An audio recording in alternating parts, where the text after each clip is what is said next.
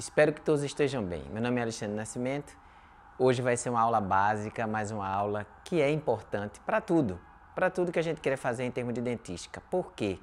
Para você decidir quando usa, quando não usa, e ela cabe também naqueles casos que a gente não deseja sensibilidade, cabe também quando a gente deseja fazer restaurações em casos mais conservadores, que possa utilizar um material que libere flúor. É uma aula extremamente importante, tá bom? Então, aqui vai para vocês a aula de cimento de ionômero de vidro, certo? Um material que é muito utilizado ainda nos dias de hoje, apesar de que algumas pessoas não valorizam tanto quanto deveriam valorizar. Mas o cimento de ionômero de vidro, ele não surgiu de agora, ele já surgiu há algum tempo. E desde que ele surgiu, ele passou por vários processos, ou seja, ele evoluiu com o passar do tempo. E o que eu quero dizer é que a gente vai abordar tanto a questão de empregar esse material e ele ajuda a diminuir a sensibilidade, ele ajuda na proteção pulpar e ele é um bom material restaurador quando bem indicado, tá certo? Então vamos lá. O ionômero de vidro, na verdade, ele não surgiu de hoje. Ele surgiu, olha, já como um material odontológico derivado da combinação de um pó de partícula de vidro, alumínio e silicato com uma solução aquosa, ácido poliacrílico, resultando em uma reação ácido-base para formar um sal. Por definição, para ser um ionômero de vidro, ele precisa ter uma reação ácido-base. E essa reação, ela precisa realmente existir. E como vocês viram nesse próprio conceito, ele combina um pó, que é uma partícula de vidro, alumínio e silicato, com uma solução aquosa de ácido poliacrílico, né? Tá certo? Resultando nessa reação, que é basicamente um ácido base que irá formar, tá certo? E aí a gente pode dizer mais o quê? Que na verdade ele tem na sua composição um pó de sílica, alumínio, fluoreto de cálcio e no líquido uma solução aquosa de ácidos policalcinóicos com a inclusão de aceleradores de presa ácido tartárico.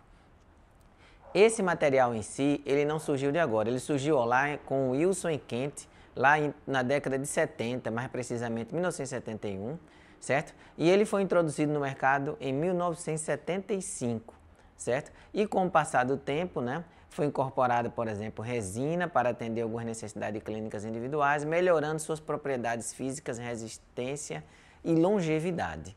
Então, é um material que passou por um processo evolutivo, afinal, já estamos o quê? Já estamos há bem mais de 30 anos do surgimento desse material. Se foi na década de 70, nós estamos aproximadamente completando 50 anos de que o ionômero de vidro foi desenvolvido. E isso é um aspecto extremamente importante. Mas, apesar desse tempo inteiro, ou seja, de 50 anos ter passado, esse material é um material que mantém algumas propriedades que são extremamente importantes. E por que elas são importantes? Né? Por que a gente pode dizer isso? A gente pode dizer porque é um material que tem uma toxicidade menor do que outros materiais que a gente tem na odontologia. Ele tem adesão à estrutura dentária, ele libera flúor e tem um coeficiente de expansão térmico linear muito próximo da estrutura dentária. E o que significa isso? Um material que tem uma menor toxicidade é um material que agride o mínimo a estrutura dentária. A adesão à estrutura dentária significa o quê? A diminuição ou a não necessidade de uma retenção adicional, ou seja, economia de estrutura dentária sadia. O que é que a gente quer? A gente quer preservar a estrutura dentária. Já foi o tempo que a gente desgastava a estrutura dentária desnecessariamente. E nós vamos ter também aqui que pensarmos, quando a gente fala disso, de um coeficiente de expansão térmica linear próximo da estrutura do dente, a gente quer dizer o quê? Que o indivíduo ou a pessoa toma um café quente, o dente expande pela temperatura, né, por ser um líquido quente, e o ionômero de vidro, a restauração de ionômero de vidro, expande da mesma forma. Ao contrário, quando a gente toma um líquido, ou seja, uma água gelada, o dente contrai e a restauração contrai da mesma forma. Significa que quando eles contraem ou quando expande dente e restauração, na mesma proporção, significa que não abre um espaço, uma lacuna entre o dente e o material restaurador. E isso é uma vantagem imensa, que, por exemplo, a resina composta não tem. A resina composta, se ela não tiver colada à estrutura do dente, ela é um material que propicia a possibilidade de infiltração marginal muito grande. E aí, coloração ou alteração de cor na margem. dessas restaurações, tá certo? E aí, só que nós vamos ter também aspectos negativos. Por exemplo, baixa resistência mecânica comparada às resinas compostas e alta solubilidade desse material. Contudo, a resina composta também ainda tem uma vantagem sobre esse material, que é o quê? A estética. Ele é um material que a cor não é tão diferente da cor do dente, mas esteticamente ele perde em relação à resina composta. Mas as propriedades que ele tem são tão benéficas que faz com que a gente tenha que entender e acreditar e usar quando ele for necessário, tá bem? Isso é um aspecto importante. E aí o que é que a gente tem que pensar aqui? Nós temos que pensar que basicamente a composição dele é o quê? É um cimento de silicato associado a um cimento de policarboxilato de zinco, gerando o quê? Dando basicamente um cimento de ionômero de vidro. Isso Wilson e Kent em 1971. Essa é a composição clássica desse material, tá? E o que é que significa dizer? Ele é um material que ele contém fluoretos, certo? E a quantidade de pó é adicionada ao líquido, tendo uma reação de presa por geleificação. Na essência, o que é que a gente tem? O ionômero de vidro ele foi a evolução de quais materiais? Imagine que existia o cimento de silicato, que liberava flúor. E imagine que tinha um outro material, tá certo? Que era o policarboxilato de zinco, certo? E quando juntou esses dois materiais, a gente tinha basicamente um material que obviamente esse policarboxilato ele era adesivo, juntou esses dois materiais e deu aí basicamente o ionômero de vidro. O cimento de ionômero de vidro é um material que contém fluoretos. A quantidade de pó é adicionada ao líquido e ele tem uma reação de presa por geleificação, que isso foi o conceito básico do ionômero de vidro, né? Só que nós temos que entender a reação de presa desse material. Didaticamente, o que significa dizer? Que o líquido ele é misturado ao pó, ele é aglutinado, provendo uma reação ácido-base que gera um sal. E, didaticamente, a gente divide em algumas fases. A fase 1, que é a ionização do ácido poliacrílico e deslocamento de íons. Nós vamos ter uma fase 2, que é a formação da matriz de polissais, e nós vamos ter uma fase 3, que é a formação do gel de sílica e incorporação do vidro à matriz. Essas três fases, elas ocorrem de forma sequencial e em algum momento uma transpassando outra, mas a gente vai explicar um pouquinho melhor a partir de agora. Significa dizer o quê? Fase 1. Fase 1. Ionização do ácido poliacrílico e deslocamento de íons. Quando é que isso acontece? Quando nós misturamos basicamente o pó e o líquido, né? E esse contato com ácido poliacrílico e com a água, o material sofre uma ionização. E aí inicia-se essa reação durante a aglutinação, ou seja, a mistura do pó, ou seja, o contato do pó com o líquido, basicamente. E aí, nesse início desse processo, gera uma massa que tem um brilho úmido na superfície desse material. Que aí, durante esse processo de mistura, ou seja, de aglutinação, nós vamos ter um período que, enquanto tiver esse brilho, um período ideal para inserir esse material na cavidade. E tomando, basicamente, alguns cuidados. Por quê? Porque esse material é sensível à cinérese e à embebição, particularmente nesse período. E o que é cinérese e embebição? Cinérese é a perda do líquido, perda de água nesse caso, e a embebição é o ganho, né? Ou seja, a absorção do líquido, certo? De líquido que não seja inerente à reação. E aí o que é que nós vamos ter? Nós vamos ter agora a fase 2, que é a formação de matriz de polissais, que é o quê? Quando acontece os ataques do íon de hidrogênio à partícula de vidro, nós vamos ter o quê? Liberações de íons de sódio, de flúor e de cálcio, certo? E nesse processo nós vamos ter a formação do policarboxilato de cálcio. Dura em torno de 4 minutos essa reação. E aí, nesse momento, a gente começa a ter a perda do brilho e do aspecto, começando a surgir um aspecto borrachoide. E que é nesse momento, ou seja, quando começar a perder o brilho e começar a surgir esse aspecto borrachoide, a gente já não deve inserir o material na cavidade, ele já tem que estar no interior da cavidade, certo? E aí nós vamos ter, dentro da fase 2, um segundo momento, que é a liberação de íons de alumínio. E aí esse íon forma o policarboxilato de alumínio, que dura de 4 a 8 minutos. Começa a adquirir, então, propriedades mecânicas esse material. Veja, isso aí é um processo que a gente está falando em fases, mas isso vai acontecendo numa sequência que clinicamente a gente vai percebendo pelas propriedades mecânicas que vão ficando melhoradas com esse processo que vai ocorrendo. E aí, nesse momento, nós entramos na fase 3. O que é a fase 3? É a formação do gel de sílica e essa presa e a presa final do material. Que basicamente nós vamos o quê? Ter liberação de fluoreto de cálcio, de alumina, ou seja, e por último, da sílica, que é da partícula de vidro, formando um gel de sílica, que aí é pelo processo de gelificação. Essa gelificação ela vai acontecer nas primeiras 48 horas principalmente, e tem uma melhoria significativa das propriedades mecânicas desse material. Então a gente tem que entender que 48 horas depois a nossa fase 3 está sendo concluída, ou seja, o material ele está maduro, né, o suficiente para ser submetido ao extremo, ou seja, para nós obtermos a extrema características, a extrema capacidade das suas propriedades, né? Nesse momento, no final da fase 3, esse material vai estar preparado ou com todas as suas propriedades mecânicas no nível máximo.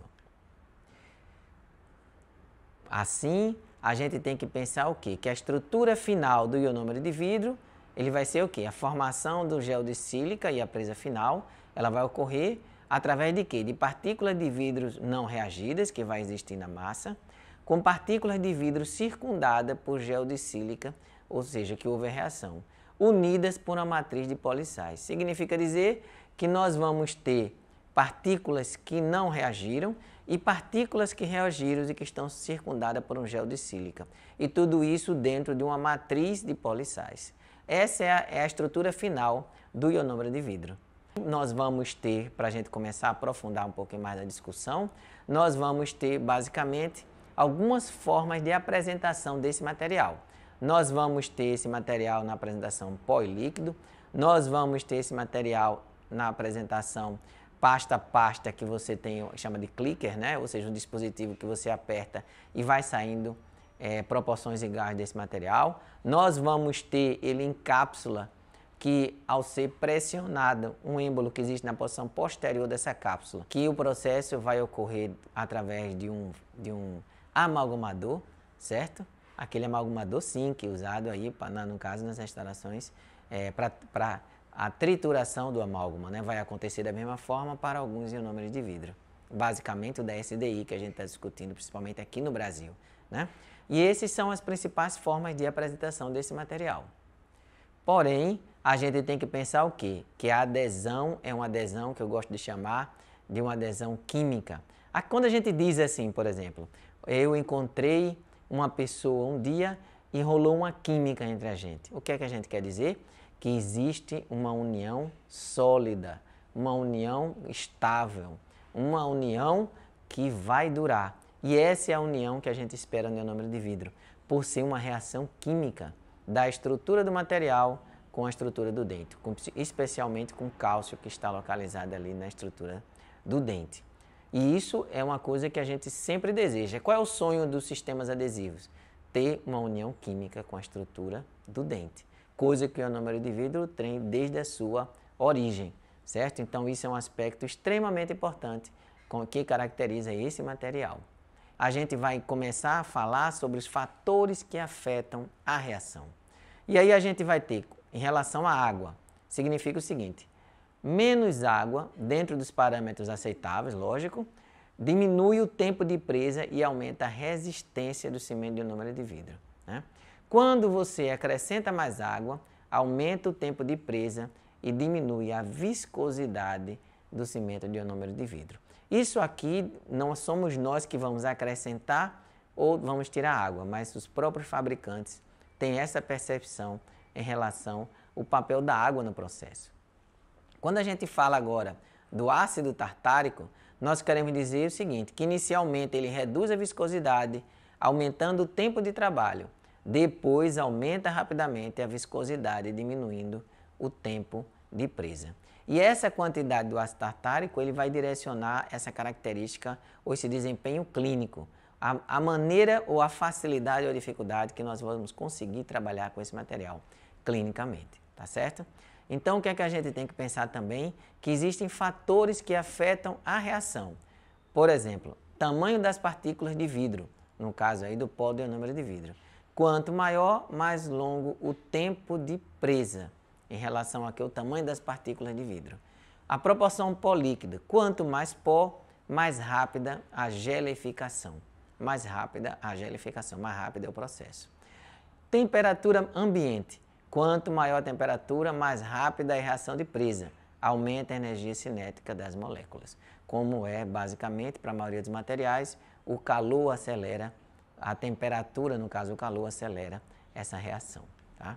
E aí a gente tem que pensar que nós vamos agora classificar esse material e uma das classificações é quanto à composição. E por que isso é importante? Para a gente entender. Inclusive, a classificação pela composição, ela dá um parâmetro interessante sobre a história desse material, sobre como esse material evoluiu. E aí nós vamos ter, basicamente, dentro da classificação, nós vamos ter os ionômeros convencionais, os anidros, os reforçados por metais, os modificados por resina e a resina composta modificada por poliácidos, no caso aqui, que foi se denominado, que se denominou, né? E a resina composta modificada por poliácidos, que se denominou compômero. E aí a gente vai começando a discutir essa questão. Quando a gente fala dos convencionais, nós estamos dizendo o quê? São aqueles que apresentam componentes básicos do pó e do líquido. No caso, o pó, o vidro-difluoalumínio silicato, com grande quantidade de fluoretos, e no caso do líquido, o ácido poliacrílico, ácido itacônico, ácido tartárico e água, que são os convencionais, ou seja, aqueles que foram produzidos ou foram introduzidos pelo Wilson e Kent em 1971 com algumas pequenas modificações aí no líquido, né? Então, esse é o chamado convencional, tá bem? Depois surgiram qual? Surgiram os anidros. E o que é que caracteriza um cimento de ionômero de vidro? Anidros. Ele possui uma composição e reação semelhante ao cimento de ionômero de vidro convencional, ou seja, ele é igual ao convencional. Porém, o ácido é incorporado ao pó e a solução aquosa passa a ser a água destilada associada ou não ao ácido tartárico. O que foi que se fez, basicamente? O líquido, basicamente, é água destilada associada ou não ao ácido tartárico. Por quê? Porque no pó, né? Ou seja, o pó dele é um vidro-difluoalumínio silicato com grande quantidade de fluoretos, mais a solução ácida liofilizada. O que é uma solução ácida liofilizada? É um processo de desidratação que transforma o ácido em cristal solúvel em água. É como se fosse aquela história lá do leite ninho, né? É como se fosse a história do leite ninho. O que eu estou querendo dizer é o quê? Que basicamente se removeu, né? Ou seja, desidratou essa solução ácida e quando a gente acrescenta água, ela volta novamente ao seu estado, que é capaz de reagir com o pó, que é o vidro-difluoalumínio silicato, tá certo? Com grande quantidade de fluoretos. Ou seja, se tirou a água. E qual foi a vantagem de tirar a água? Porque vocês vão ver que quando a gente está proporcionando pó e líquido, a quantidade de gotas, ou seja, o tamanho da gota que sai do frasco, ela pode influenciar no processo de gelificação e no processo, ou seja, na propriedade final do ionômero de vidro. Como se tirou a água dessa quantidade, ou seja, se separou a água do ácido, significa dizer que eu basicamente vou ter no pó, ou aliás, vou ter basicamente no frasco, água com ácido tartárico ou não, mas a quantidade do ácido poliacrílico, ou seja, ele está desidratado, já vem proporcionada. Então, a possibilidade de haver um erro pela quantidade de líquido que é associado, ou seja, aglutinado ao pó, diminui bastante, tá bem? Então essa é a vantagem, diminuir a sensibilidade técnica do tamanho da gota do ionômero de vidro convencional em relação a esses que são os anidros. Mas agora a gente tem que falar basicamente dos convencionais e anidros, as desvantagens, certo? Baixas propriedades mecânicas e estéticas, que a gente já falou aí, mas a gente está discutindo agora em relação aos outros materiais. Ele sofre erosão com o passar do tempo, que é a característica do ionômero de vidro. Ele tem insolubilidade, ele sofre cinérese e ebulição, especialmente no seu início do processo de gelificação, e tem um curto tempo de trabalho e longo tempo de presa. E o que é um curto tempo de trabalho? Só pode inserir na cavidade enquanto houver aquele brilho úmido na massa do material. E isso é relativamente rápido. E qual é o tempo de presa longo? Você imagine você está aguardando que o material leve algo aí entre 5 a 8 minutos para que você continue a trabalhar com ele. Então, ou seja, em relação ao início da mistura, né, do processo de gelificação.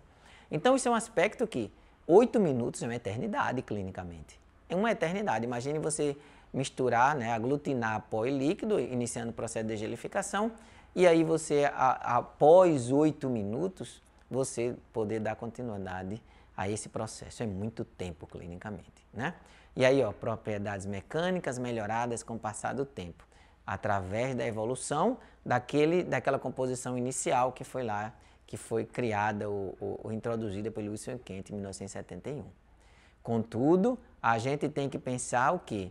Que devido a essas características de inserção, desse tempo de chegar à fase 3, ou pelo menos o início da fase 3, a gente pode fazer o material de duas formas. A gente pode trabalhar clinicamente de duas formas. Em uma única sessão, essas imagens são do livro da professora Maria Fidela, uma excelente professora que deu uma contribuição imensa à literatura odontológica, né? Junto com outros coautores.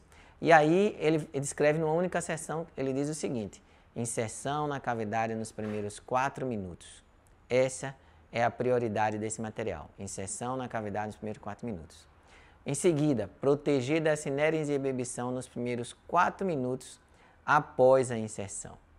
Então, não deve ter contato com líquido, ou seja, particularmente a água, e não deve também ser feito nada que faça com que ele perca esse líquido. Então, é extremamente importante esses primeiros 4 minutos após a inserção. Daí, em seguida, nós temos que pensar entre 4 a 8 minutos, perda do brilho úmido. Após 8 minutos, fazer condicionamento ácido, adesivo e restaurar em resina composta. Quando é numa única sessão, a gente insere o material na cavidade, nesses primeiros 4 minutos, e vai ter que aguardar em torno de 8 minutos para que seja continuado o processo de restauração dessa cavidade, ou seja, condicionamento ácido da estrutura do dente que não está com ionômero de vidro, aplicação, ou seja, lavar esse ácido e aplicação do adesivo, né? Quando se vai fazer numa única sessão, nós podemos fazer da seguinte forma: inserção na cavidade nos primeiros 4 minutos, ou seja, com brilho úmido. Depois nós vamos ter que proteger da cinérese e ebulição nos primeiros 4 minutos após essa inserção, um aspecto importante para não haver perda das propriedades desse material. E entre 4 a 8 minutos, perda do brilho úmido.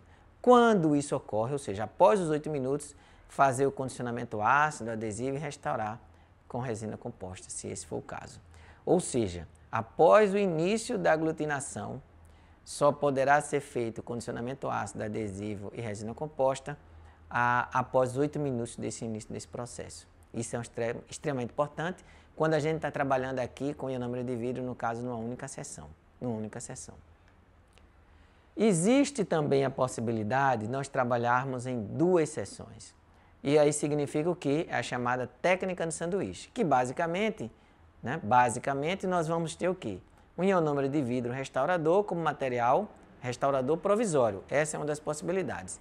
Quando a gente faz isso, por exemplo, você está fazendo um procedimento e na clínica, na graduação, por qualquer motivo, você tem uma cavidade que você não vai dar tempo de concluir naquela mesma sessão, você termina preenchendo a cavidade com ionômero de vidro e aí, 48 horas depois, pelo menos, você vem e continua o processo restaurador, rebaixando esse material. Ou porque você não teve tempo na mesma sessão, ou porque você quer colocar um provisório, uma restauração provisória, melhor dizendo, numa cavidade que não tem retenção, ou seja, não tem estabilidade de material, que não seja adesivo, certo?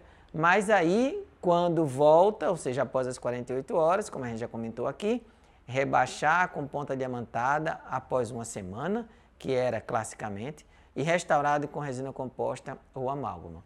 No caso aqui, originalmente se falou em uma semana, mas a gente sabe que após 48 horas isso já é possível de ser feito. Já é possível de ser feito, tá bem?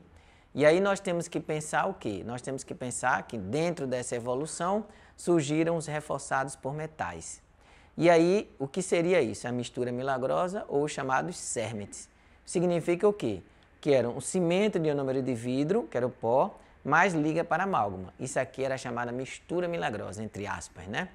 Ou, quando era CERMETs, quando já vinha a mistura do pó, do cimento de ionômero de vidro, associado com partículas metálicas. Qual a vantagem? Radioopacidade e um aumento na resistência à abrasão. Qual a desvantagem?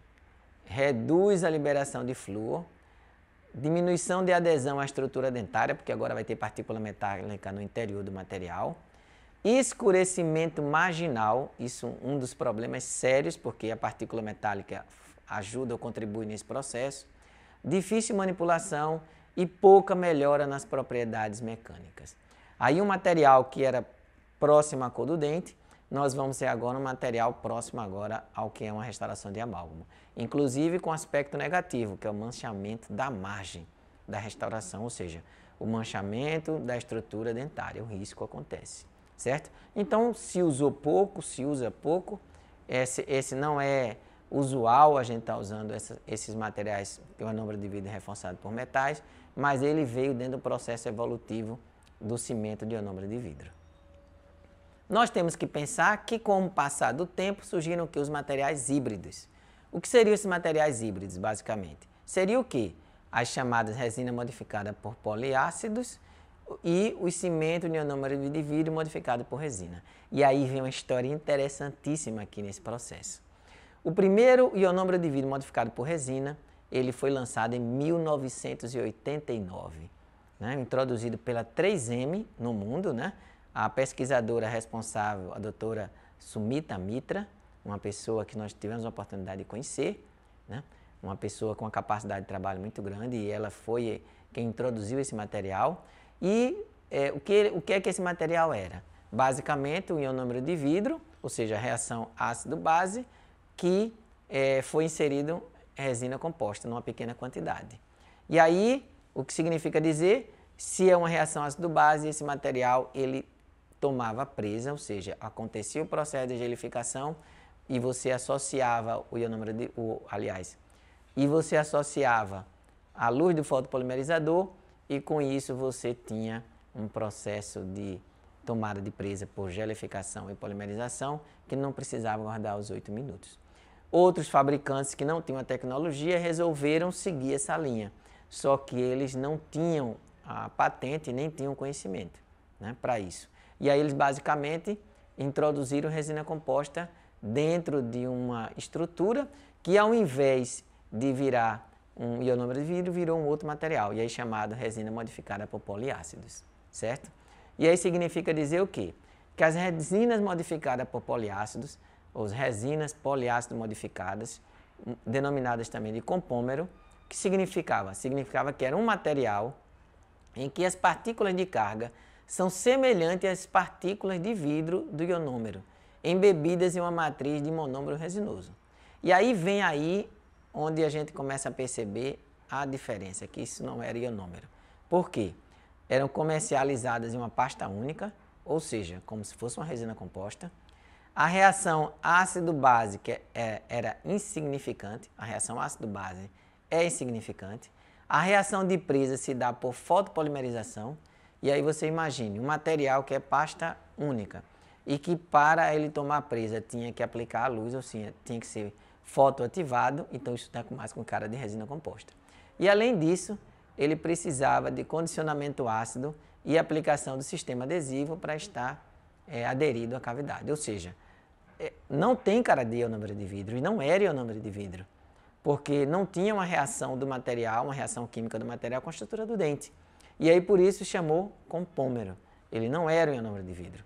E as empresas lançaram com a ideia que fosse para justamente competir com o cimento de ionômero de vidro da 3M, que na época foi exatamente o Vitrabond. Em 89, depois mudou o nome para Vitrebond. E aí nós vamos ter, sim, o modificado por resina, ele era o quê? É um cimento convencional com pequena quantidade de componentes resinosos, como EMA e bis-GMA. E aí o que significa dizer? No pó, partículas de pó vítreas e pigmentos, e no líquido, ácido poliacrílico, modificações do ácido poliacrílico, parte da cadeia, no caso, polimerizável, e monômeros resinosos, água e fotoiniciadores. E aí você tinha isso numa quantidade pequena, em torno de 10%, em relação a todo o conjunto, né? Então significa dizer que o modificado por resina, sim, era um ionômero de vidro. Apenas ele foi acrescido, resina composta, para trazer as características inerentes, positivas a esse material, né? E aí o que é que a gente tem aqui, por exemplo? Vocês podem ver uma cavidade, né, no molar, com uma dentina, tanto uma dentina reacional, quanto uma dentina com característica de uma dentina secundária. E aí vocês veem aqui aplicado um cimento de ionômero de vidro, que foi o Riva da SDI, tá? Então essa aí é uma das utilizações para forramento. Só que quando a gente vai falar de modificado por resina, a gente tem que pensar o quê? Que a reação de presa, ela acontecia assim, quimicamente ativado, ele era quimicamente ativado, que era a reação ionomérica ácido-base, característica do ionômero de vidro, e ele tinha uma porção que precisava ser fotoativada, ou seja, ativação por luz. Essa ativação acontecia nas cadeias poliacrílicas, que estavam associadas com os monômeros resinosos. E aí gerando a situação de a parte química, a reação ácido-base, e a parte resinosa, a reação ou a fotoativação pela luz. E em alguns dos materiais ainda acontecia o que se chamava dual no escuro, que era a polimerização química da partícula resinosa, certo? Ou seja, tanto no FuGLC2 quanto no Vitremer, isso acontecia. E significa dizer o quê? Significa dizer que, além dessas duas características, ainda acontecia essa reação, que era uma reação como se fosse uma polimerização química da parte resinosa. Então, um material que tinha uma capacidade de gelificar e polimerizar pela aplicação da luz e por uma reação química. Algo extremamente interessante para esse material em si. E aí a gente continua falando aqui do cimento de ionômero de vidro na forma de apresentação. Já falamos um pouco nisso e vamos continuar. Uma apresentação a pó e líquido, que é uma possibilidade que ele existe. Cápsulas pré-dosadas, uma outra forma de apresentação que também existe desse material, tá? E a gente mostra um caso aqui, por exemplo, de uma restauração classe 5 com cimento de ionômero de vidro.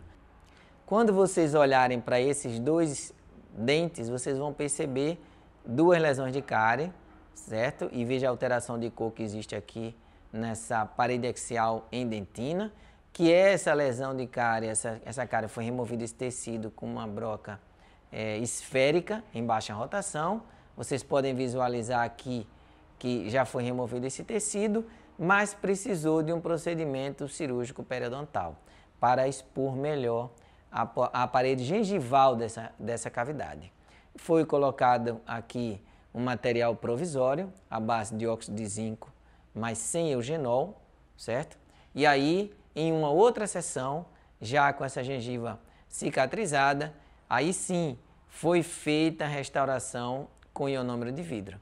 Fotopolimerizada, aqui no caso o Riva, certo? Remoção do fio afastador, e aí nós temos uma restauração realizada. E vocês podem ver que é da cor do dente, mas não completamente, ou seja, não tão, vamos dizer assim, invisível, entre aspas, como seria uma restauração com resina composta, certo? Mas aí um caso feito e um caso que mostra aí a possibilidade de utilização desse material, né? A partir daí, a gente começa a discutir algumas vantagens e desvantagens. E aqui a gente começa a falar da característica desse material. E aí a gente compara aqui o modificado por resina com aquele que é o ionômero de vidro convencional. E aí nós vamos ter, quanto à adesão, aumento de resistência de união. Essa é uma característica que, no caso aqui, nós vamos ter em relação o ionômero de vidro modificado por resina em relação ao convencional, né? Liberação de flúor. Quanto maior a parte resinosa, menor a liberação de flúor. Menor a liberação de flúor. Biocompatibilidade. Menor biocompatibilidade do que o ionômero convencional. Propriedade mecânica. Aumento da resistência e do módulo de elasticidade. Propriedades estéticas. Disponibilidade de cores, diferentes cores. Descoloração a curto e longo prazo. Isso é possível de acontecer. Textura superficial áspera com o passar do tempo, porque aqui no caso existe um componente que é a resina composta. E alterações dimensionais, maior contração de polimerização do que o ionômero de vidro convencional, né? Quanto à classificação quanto à indicação, nós vamos ter tipo 1 para cimentação, tipo 2 para restauração, tipo 3 forramento ou base, essa classificação de Wilson e McLean em 1988, e tipo 4, fotoativados ou modificados por resina, aquele Thailand em 1989, né? Ou seja, o tipo 4 aqueles modificados por resina. E aí a gente vai falando o quê? Tipo 1, cimentação.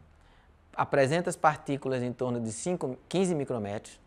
Indicações, no caso, cimentação de restaurações indiretas. As restaurações indiretas são aquelas que não são feitas diretamente na boca. É feita uma moldagem e fora da boca, no modelo, é feita a restauração e depois cimentada na cavidade bucal, né? No caso aqui, indiretas metálicas, exceto o ouro, e dispositivos ortodônticos. Alguns dispositivos, como as bandas ortodônticas, cada vez menos utilizada, mas é um material que serviria bem para essa finalidade. Contraindicação, cimentação de cerômeros e cerâmicas puras convencionais.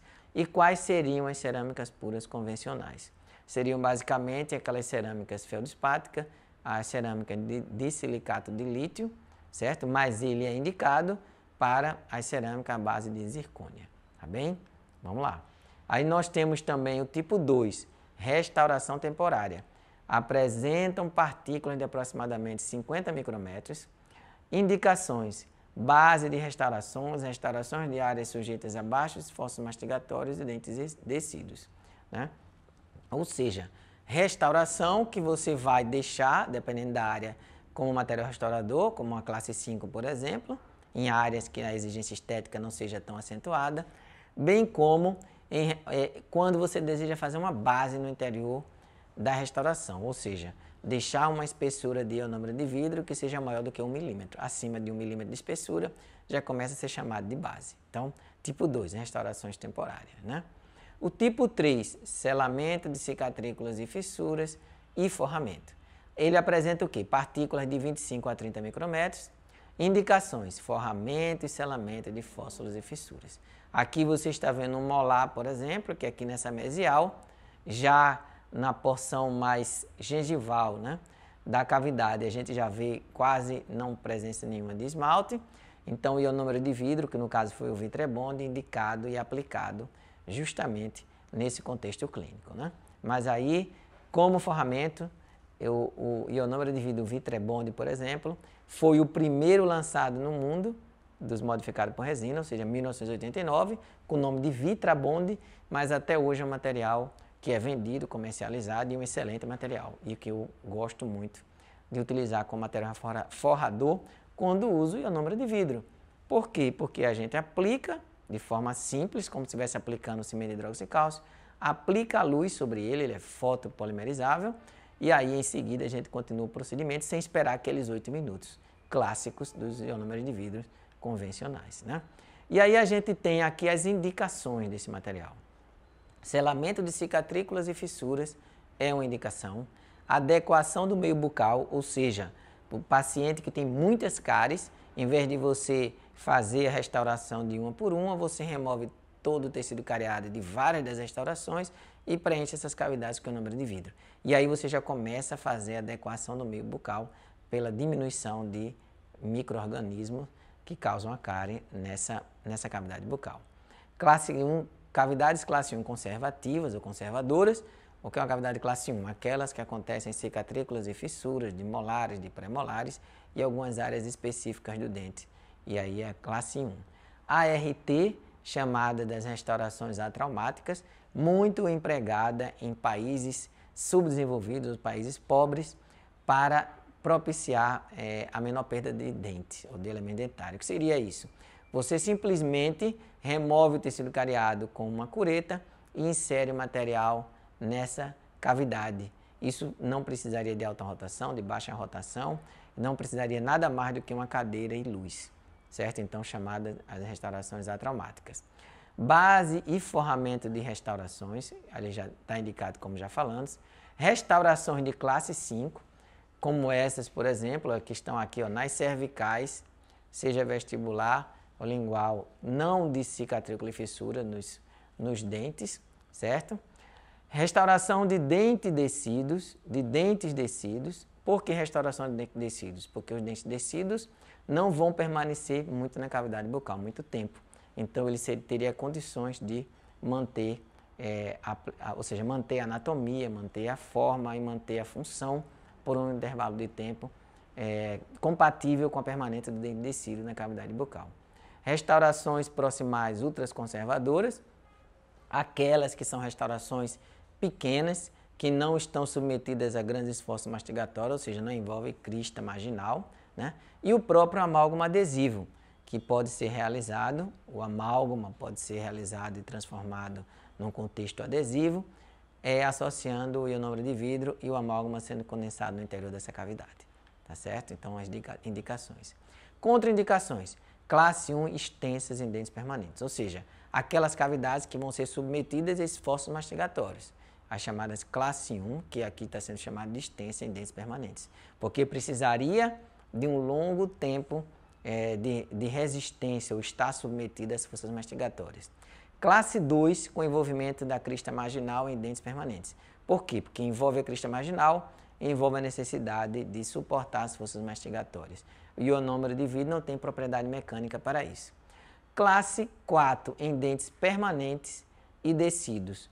Por quê? Porque a força mastigatória que é submetida à classe 4 também faria com que esse material tivesse uma dificuldade de manter a função e a forma quando submetida a essa situação que é uma classe 4. Ou seja, restaurações nos dentes anteriores que envolve o ângulo incisal, ou seja, incisal, mesial, incisal distal, o ângulo incisal, como a gente chama. Então, restaurações, cavidades classe 4, tá? E aí nós temos que agora discutir um pouco o condicionamento ácido de dentina. Quando a gente olha para essa imagem, a gente vai ver o smear on, quando a gente faz um preparo, fica esse smear, né, que é como se fosse um detrito, certo? Sobre a estrutura da dentina e do esmalte, aqui basicamente da dentina. Sobre essa superfície, nós vamos ter ainda aqui um smear plug, smear in, que vai estar dentro dos túbulos dentinários. Nós vamos ter uma dentina intertubular, que está entre dois túbulos dentinários, e a dentina peritubular. E aí, quando a gente vai falando disso, a gente tem que pensar o seguinte: quando a gente vai colar duas superfícies, se você ler a estrutura da cola, melhor dizendo, o manual, as informações de como proceder para utilizar essa cola, diz assim: limpe as duas superfícies que pretendem ser unidas, os que você pretende unir ou colar. E por quê? Porque a superfície tem que estar limpa, para que a cola haja na superfície do material que você precisa que seja colado.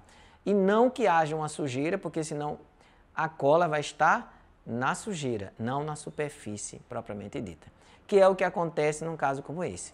Então, o que é que se faz? Muitos dos materiais, do caso dos cimentos de ionômero de vidro, recomenda-se a utilização de um condicionamento ácido para remover essa sujeira, ou esse smear on, que fica sobre a superfície. Porque, caso contrário, é como se eu estivesse tentando colar, basicamente, duas madeiras que acabaram de ser serradas e ficou aquele pó de serra, que a gente chama, sobre a superfície, e ao invés das duas madeiras estarem coladas, quem vai estar colada são os dois pós que estão sobre a madeira. E na primeira necessidade mecânica, ou seja, na primeira força que aplicar, elas vão descolar. porque o pó são partículas, ele não é uma estrutura de um volume que esteja com uma força de coesão, como é uma estrutura sólida propriamente dita, das suas moléculas. Então é importante isso, ler as instruções de material e empregar de acordo com o que for realmente recomendado. E aí, para isso, nós temos a necessidade de pré-tratamento de alguns desses materiais. E aí o ácido poliacrílico, a 10 a 25%, entre 10 a 20 segundos, ele vai fazer o quê? Uma limpeza, remoção no caso do smear-on, remoção de irregularidades, e você lava e seca. Toda vez que um material for aplicado sobre a estrutura do dente e o fabricante vai dizendo lave e seque, você está usando um ácido, porque ele vai tratar a superfície ou apenas removendo a sujeira que tem ali, no caso smear-on, certo? Ou ele vai estar removendo esse smear-on e também descalcificando a estrutura onde ele está sendo aplicado. Que no caso aqui a finalidade não é desmineralizar a dentina, é limpar essa dentina. E aí nós vamos ter em alguns casos primer fotoativado, no caso aqui, certo? Que basicamente é o quê? Um ácido poliacrílico mais monômeros resinosos. Eles desmineralizam superficialmente a dentina e eles ajudam no processo adesivo. E aí você aplica e simplesmente polimeriza. Então significa que isso é um primer. Ele tem um composto que é o primeiro a ser aplicado. O nome primer é basicamente isso, é a tradução, que vem antes dos outros, ele é o primeiro, certo? E aí a gente tem que ler as instruções. O que eu acho interessante no Vitrebond, que a gente discute aqui como material para aplicação como forramento, é que ele não tem um pré-tratamento dessa dentina, ou seja, da superfície. Ele é aplicado diretamente sobre a superfície, tá? E aí nós temos que pensar agora em entrar num capítulo que é proporcionamento e manipulação desses materiais. Quando a gente fala isso, a gente tem que pensar o quê? Nos passos de trabalho, que é o quê? Proporção pó-líquido correta. Extremamente importante que seja realizada assim.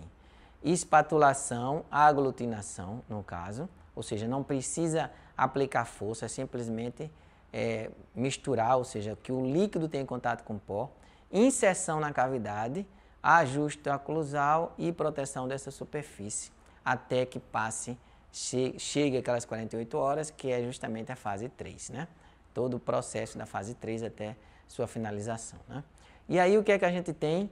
Quando a gente pensa em relação pó-líquido, a gente tem que pensar que o tempo de presa inicial é de 5 a 10 minutos e o tempo de presa final de 24 a 48 horas. E a primeira coisa que você tem que fazer é virar, né, o frasco do pó, que vocês estão vendo aqui como passo 1 e passo 2, para que haja a soltura dessas partículas, para que a proporção, quando você pegue esse proporcionador, ele saia numa porção de pó que não seja nem maior nem menor do que a ideal para a gota de líquido que vai ser empregada. Lembrando que o frasco ele tem que estar bem na posição vertical, não horizontal, para que a gota saia uniforme, que é o que vocês estão vendo aqui nesse momento, né? O frasco na posição bem vertical, pode ser dividido o pó em duas partes, certo? E simplesmente mistura primeiro, ou seja, processo de aglutinação na primeira parte e depois na segunda parte. E com esse brilho úmido, ele deve ser inserido na cavidade. Aí, ou seja, o pó dividido em duas partes, 10 segundos cada nessa manipulação, né? Nessa espatulação. A gente tem que entender que cada tipo, ou seja, o tipo 1, tipo 2 e tipo 3, basicamente, de tipo 1 para cimentação, tipo 2 para restauração e tipo 3 para forramento ou base, ele tem basicamente o quê? Diferentes tamanhos de proporcionadores, e a gente tem que prestar atenção nisso. Até porque, como está mudando a quantidade de pó, também tem os tamanhos das partículas, a gente tem que pensar que a característica para a cimentação, a gente vê esse fio, como a gente chama, maior. Ele tem que ter um pouquinho mais de fluidez para que a gente consiga o escoamento do cimento na hora da cimentação da peça. Quando a gente está falando aqui, no caso de restauração, ele precisa o quê? Ele precisa ser mais viscoso, porque a gente precisa inserir na cavidade e ele não tem que ficar escorrendo para fora da cavidade, ele precisa de uma certa viscosidade. Quando a gente fala aqui para forramento, certo? A gente já fala um pouquinho mais, ou menos viscoso, melhor dizendo, porém, com uma certa fluidez o suficiente para a gente conseguir inserir na cavidade. E quando a gente fala de base, a gente já precisa de um material mais viscoso, um pouco menos do que para restauração, mas também porque a gente precisa inserir na cavidade e ele permanecer no interior dessa cavidade. Então, existem essas características. A inserção na cavidade, dependendo da indicação, um dos melhores métodos, justamente com a seringa tipo Centrix, né? Que você vai fazer aquela aglutinação, ela vem com diferentes formatos, né? Diferentes tipos de ponta, quando você compra esse kit completo, e aí você insere o ionômero de vidro na ponta, coloca um êmbolo e daí insere na seringa propriamente dita, né? E aí a gente vem aqui, ó, 3 minutos para ser inserido na cavidade. Após a aglutinação, observar sempre o brilho úmido superficial. A inserção na cavidade com seringa centríca ou espátula de inserção. A seringa centríca sempre melhor do que a espátula de inserção, até porque a gente corre um risco maior de bolhas de ar quando a gente usa a espátula. E isso é extremamente importante, tá bom? Lembrando sempre que tem que estar com um brilho úmido superficial, tá? Vamos falar agora sobre a proteção contra cineres e embebição. E aí, no caso, nós estamos falando do quê? Utilização de isolamento absoluto do campo operatório, o isolamento do campo operatório, a proteção da restauração ou do forramento após 4 minutos, ou seja, a gente ter a possibilidade de evitar, certo? O ganho e perda de água, certo? Isso é extremamente importante para a maturidade desse material. E o ionômero de vidro para restauração, a gente tem que pensar em usar vaselina, verdizes cavitários, adesivos ou esmalte de unha incolor, com a possibilidade de criar uma película que impeça esse ganho ou perda de líquido, que a gente está falando diretamente aqui sobre a água. Essas características ou essa necessidade existe nesse momento do procedimento. Tá? E aí a gente vai pensar agora em acabamento e polimento. Remoção de excessos grosseiros com lâmina de bisturi, evitar sempre gerar calor nesse material, especialmente nesse momento. Nesse momento inicial, por quê? Porque vai influenciar sobre a cinérese e embebição, ou seja, no caso a cinérese. A aplicação da proteção sobre a superfície, que pode ser o verniz, pode ser uma vaselina, pode ser um esmalte de unha incolor. E acabamento e polimento, realizar pelo menos após 24, 48 horas. 48 horas, inclusive, sendo o ideal. Saúde, paz e vida longa. Espero que todos tenham entendido. Estamos à disposição sempre para conversar com vocês sobre os assuntos que forem inerentes à aula ou qualquer outra dúvida, seja no mundo online ou seja no mundo offline.